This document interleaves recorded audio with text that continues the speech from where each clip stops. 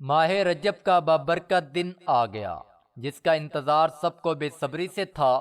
آج ماہ رجب کا بہت خاص دن ہے۔ آج کے دن جس گھر میں یہ تسبیح پڑھی جائے گی، اس گھر میں اتنا پیسہ آنا شروع ہو جائے گا، آپ کے رشتہ دار آپ کے آگے پیچھے گھومیں گے انشاءاللہ۔ بسم اللہ الرحمن الرحیم۔ محترم ناظرین، آج کے دن دولت کا وظیفہ پڑھتے ہی گھر میں اتنا پیسہ آئے گا، ہر رشتہ دار آپ کے آگے پیچھے گھومیں گے، ایک دن میں کروڑوں ملیں گے انشاءاللہ۔ آج کے دن کا ایک ایسا دولت کا خاص وظیفہ آپ کے حوالے کروں گا، یہ اتنا تیز وظیفہ ہے کہ 2 منٹ میں اثر کر جائے گا۔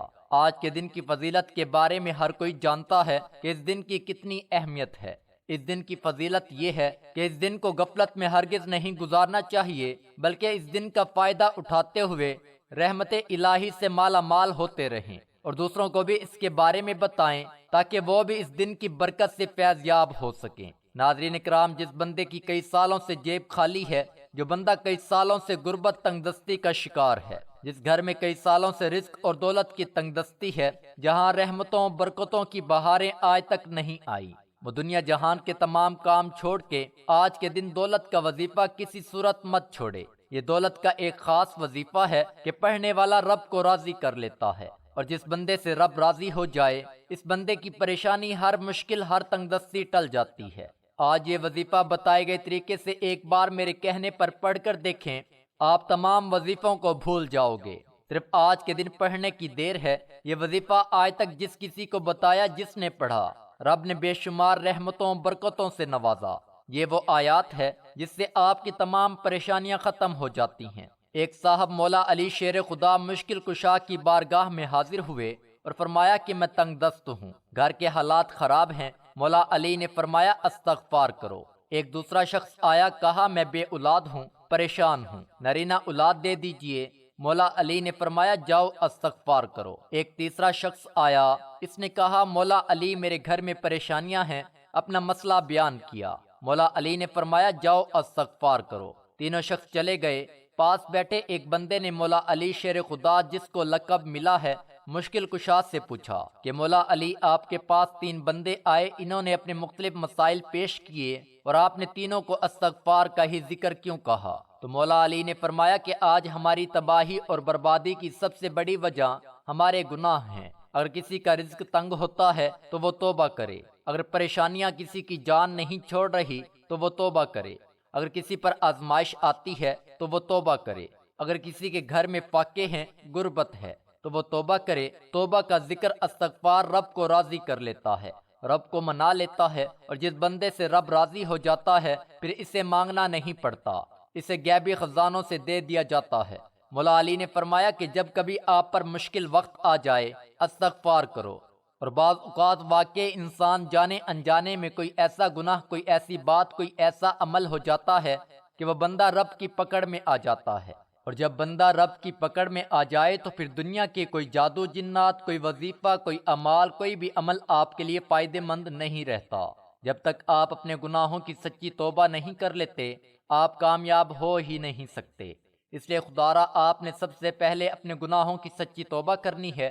یہ کامیابی کا راز آپ کو بتا رہا ہوں۔ میں لوگوں کے وظائف سنتا ہوں، لوگ بڑے بڑے وظائف بتاتے ہیں، بڑے درس دیتے ہیں، لیکن خدارا ہم میں سے، آپ میں سے بہت سے لوگ ان باتوں کو پہلے سے جانتے ہیں۔ مقصد کیا ہے کہ کوئی ایسا عمل بتا دیا جائے جو ہمیں واقعی کامیاب کر دے۔ تو استغفار ایک ایسا عمل ہے جو ہمیں گناہوں سے چھٹکارا دلا سکتا ہے۔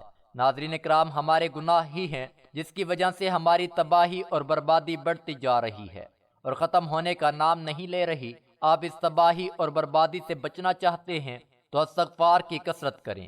استغفار کے لغوی معنی مغفرت طلب کرنا ہے، اور مغفرت گناہ کی شر سے بچنے کو کہتے ہیں۔ دین اسلام میں استغفار کی بڑی اہمیت ہے، اور قرآن کریم میں بہت ساری آیات موجود ہیں جو مغفرت اور استغفار کے بارے میں بتاتی ہیں۔ کچھ آیات اس کے بارے میں حکم دیتی ہیں، اس کی طلب کے بارے میں ہیں، اور کچھ اس کی تعریف بیان کرتی ہیں۔ سورۃ النساء میں اللہ رب العزت نے نبی محترم حضرت محمد صلی اللہ علیہ وسلم کو حکم دیا اور فرمایا، اور اللہ تعالیٰ سے بخشش مانگو، بے شک وہ بخشنے والا اور مہربانی کرنے والا ہے۔ سورۃ المزمل میں رب کریم نے مومنوں کو اس بارے میں حکم دیا، اور اللہ تعالیٰ سے بخشش طلب کرتے رہو، یقیناً وہ بخشنے والا مہربان ہے۔ خاتم المرسلین صلی اللہ علیہ وسلم کا فرمان ہے، اور میں اللہ سے دن میں 100 بار بخشش مانگتا ہوں، جس سے استغفار کی اہمیت اور افادیت واضح ہوتی ہے۔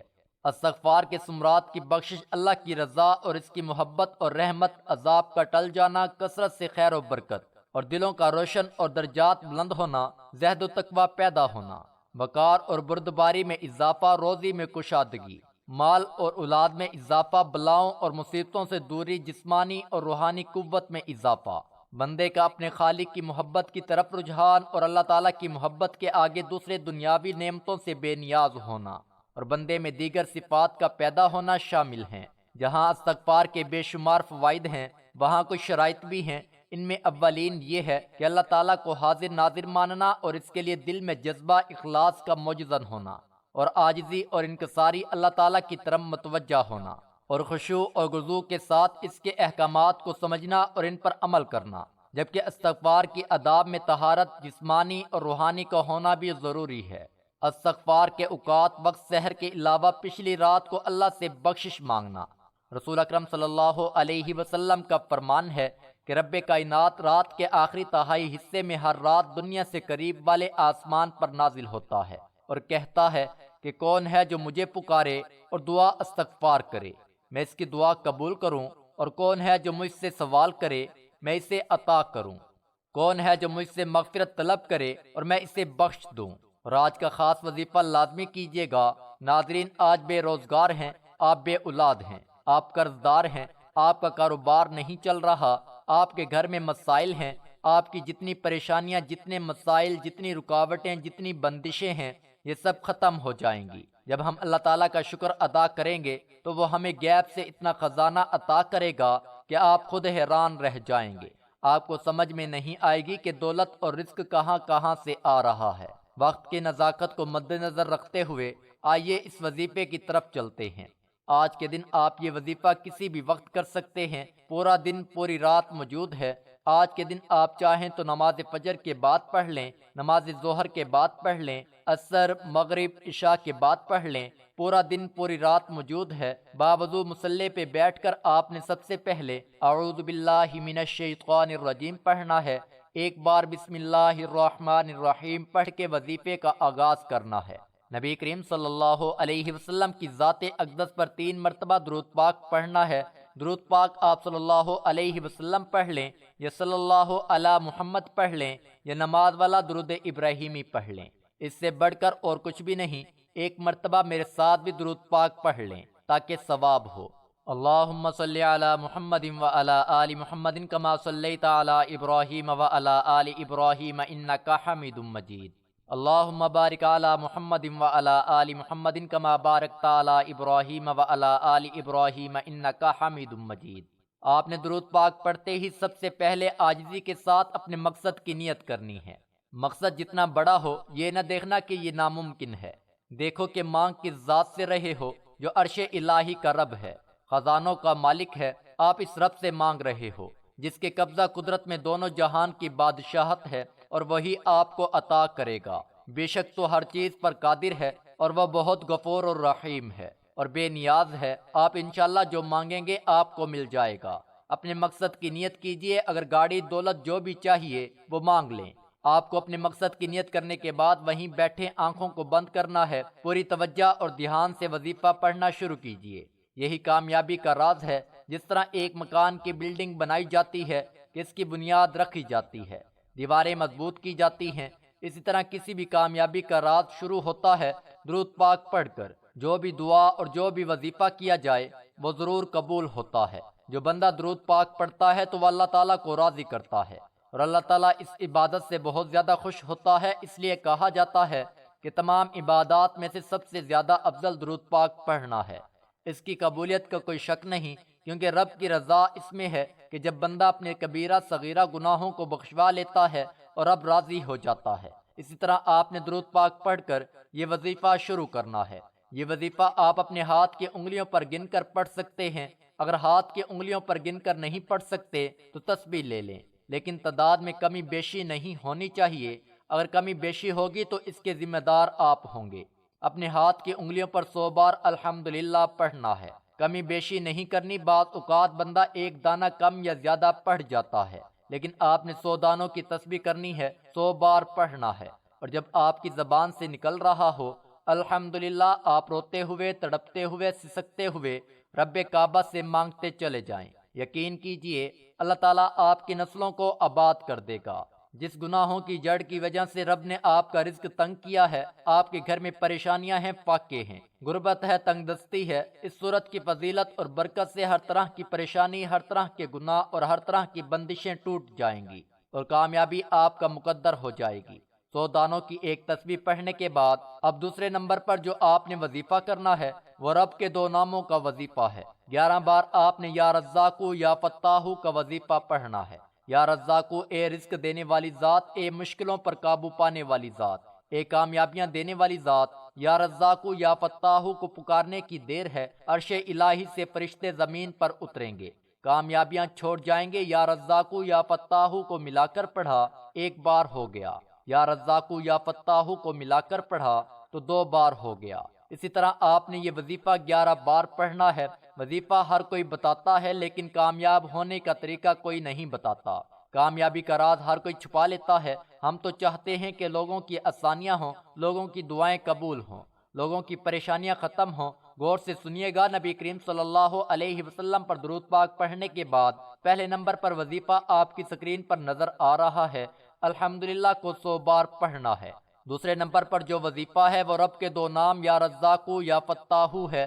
آپ نے صرف 11 بار یا رزاقو یا فتاحو کو بتائے گئے طریقے سے پڑھنا ہے۔ اب تیسرے نمبر پر یہ آخری جو وظیفہ ہے، آپ نے صرف اور صرف 11 بار سورۃ الکوثر پڑھنی ہے۔ انا اعطیناک الکوثر فصل لربک وانحر ان شانئک ھو الابتر۔ حضرت عبداللہ بن عباس رضی اللہ تعالی عنہ کی روایت ہے کہ رسول اللہ صلی اللہ علیہ وسلم کے سب سے بڑے صاحبزادے قاسم تھے، ان سے چھوٹی حضرت زینب تھی، ان سے چھوٹے حضرت عبداللہ تھے، پھر اسی ترتیب سے 3 صاحبزادیاں ام کلثوم، فاطمہ اور رقیہ تھیں۔ ان میں سے سب سے پہلے حضرت قاسم کا انتقال ہوا، پھر حضرت عبداللہ نے وفات پائی۔ اس پر عاص بن وائل نے کہا، محمد صلی اللہ علیہ وسلم ابتر ہیں، ان کا کوئی بیٹا نہیں جو ان کا قائم مقام بنے۔ جب وہ مر جائیں گے تو ان کا نام دنیا سے مٹ جائے گا اور ان سے تمہارا پیچھا چھوٹ جائے گا۔ عطا کہتے ہیں کہ جب حضور صلی اللہ علیہ وسلم کے دوسرے صاحبزادے کا انتقال ہوا تو حضور صلی اللہ علیہ وسلم کا اپنا چچا ابو لہب، جس کا گھر بالکل حضور کے گھر سے متصل تھا، مشرکین کے پاس گیا اور ان کو یہ خوشخبری دی کہ بطر محمد اللیلہ، آج رات محمد صلی اللہ علیہ وسلم لا والد ہو گئے یا ان کی جڑ کٹ گئی۔ اولاد کی محبت کس باپ کے دل میں نہیں ہوتی، اور لڑک پن میں ان کا چل بسنا سنگ دل آدمی کو بھی آبدیدہ کر دیتا ہے۔ ایسے موقع پر بد اخلاق سے بد اخلاق آدمی بھی ہمدردی کا اظہار کرنے پر مجبور ہوتا ہے، لیکن حضرت صلی اللہ علیہ وسلم کے قریبی عزیز بھی ہمدردی کا اظہار تو کیا کرتے، اس پر خوشیاں منا رہے تھے کہ آپ کی نرینہ اولاد موت کی نظر ہو گئی۔ اس طرح سے آپ کی جڑ کٹ گئی ہے، اب آپ کے بعد آپ کا کوئی نام لیوا تک نہیں ہوگا۔ اس پر اللہ تعالیٰ نے یہ صورت نازل فرمائی اور آپ کے زخمی اور محزون دل کو حوصلہ دینے کے لیے اپنے انعامات کا ذکر فرمایا، جس کا آج تک کسی انسان نے تصور تک نہیں کیا تھا۔ ایک بار سورۃ الکوثر پڑھ کر وظیفہ مکمل کر دینا۔ اب کامیابی کا کیا راز ہے، اس کو پڑھ کے اپنے رب کا شکر ادا کیا اور اس کی پاکی بیان کر کے اپنے گناہوں کو بخشوا لیا۔ اب رب راضی ہے اور اب انعام لینے کا وقت ہے۔ یا رزاقو سے رزق مل جائے گا، رزق کے 300 دروازے کھل جائیں گے۔ یا فتاحو سے کامیابی آپ کا مقدر ہو جائے گی، رکاوٹیں بندشیں ہٹ جائیں گی اور آپ پر رحمتوں برکتوں کی برسات ہوگی۔ سورۃ الکوثر سے آپ کے گھر کے حالات بدل جائیں گے، بے سکونی بے برکتی ہمیشہ کے لیے ختم ہو جائے گی۔ یہ وظیفہ کوئی نہیں بتائے گا، خدا را یہ وظیفہ بتائے گئے طریقے سے کیجئے۔ ناظرین، آج کا وظیفہ نہایت ہی آسان اور مختصر ہے۔ آپ نے دیکھا ہوگا کہ اس کو پڑھنے کے لیے صرف 1 آدھا منٹ ہی لگا ہے، اس سے زیادہ کا وقت آپ کا نہیں لگے گا۔ آپ نے آج کے دن یہ کسی بھی نماز کے بعد کر لینا ہے اور انشاءاللہ آپ کے رزق کی جو بھی پریشانی ہے وہ ختم ہو جائے گی۔ ناظرین، آج کے دن کی بہت زیادہ فضیلت ہے۔ ماہ رجب کے ہر دن اور ہر رات میں اللہ کی رحمتیں موسلا دار بارش کی طرح برستی ہیں۔ حکایت بیت المقدس میں ایک عورت رجب کے ہر دن میں 12,000 مرتبہ قل هو اللہ احد سورۃ الاخلاص پڑھا کرتی تھی اور ماہ رجب المرجب میں ادنا لباس پہنتی تھی۔ ایک بار وہ بیمار ہو گئی اور اس نے اپنے بیٹے کو وصیت کی کہ اسے بکری کے پشمین لباس سمیت دفن کیا جائے۔ جب وہ مر گئی تو اس کے فرزندے نے اسے عمدہ کپڑوں کا کفن پہنایا۔ رات کو اس نے خواب میں ماں کو دیکھا کہ وہ کہہ رہی ہے، میں تو اس سے راضی نہیں ہوں کیونکہ تو نے میری وصیت کے خلاف کیا ہے۔